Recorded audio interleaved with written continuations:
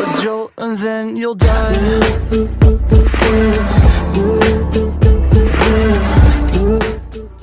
Assalamualaikum warahmatullahi wabarakatuh.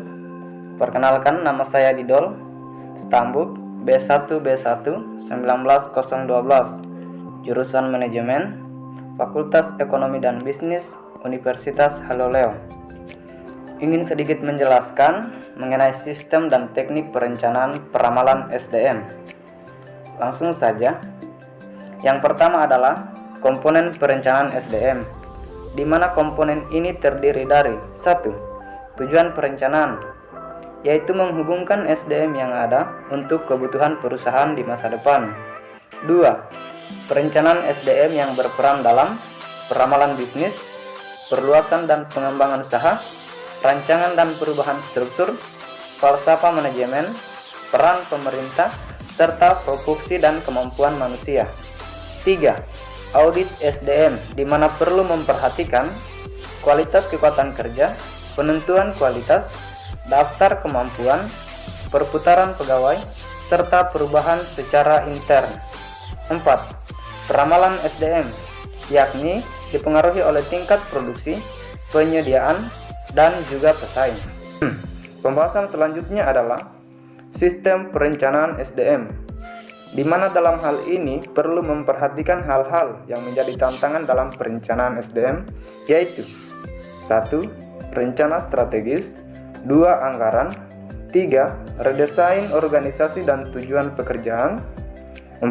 Kondisi ketenagakerjaan, 5. Bidang ekonomi, 6. Bidang sosial, 7. Bidang teknologi, dan 8. Pesaing. Kemudian analisis penawaran internal dan eksternal SDM, di mana 1. Analisis penawaran internal SDM yang perlu diperhatikan adalah A. Data kemampuan, seperti informasi mengenai pengamalan pendidikan serta masalah jabatan. B. Sistem informasi SDM, seperti data pegawai dan informasi mengenai jabatan dan posisi. 2. Analisis penawaran eksternal SDM. Yang perlu diperhatikan adalah A. Pasar tenaga kerja, seperti hubungan dan penempatan kerja pegawai. B. Sosial budaya, seperti perubahan usia pegawai maupun demografi. C. Keragaman angkatan kerja atau diversitas, seperti golongan yang menganggur ataupun sedang mencari pekerjaan. Kemudian mengenai penawaran SDM, yakni terbagi dua. 1. Internal. Faktor yang diperhatikan adalah audit SDM, perencanaan suksesi serta bagan penggantian SDM. 2. Eksternal. Faktor yang diperhatikan adalah kebutuhan eksternal dan juga analisis pasar tenaga kerja. Kemudian mengenai permintaan SDM, yakni terbagi 3. 1. Faktor eksternal, terdiri atas perekonomian, sosial, politik, hukum, teknologi, pesaing.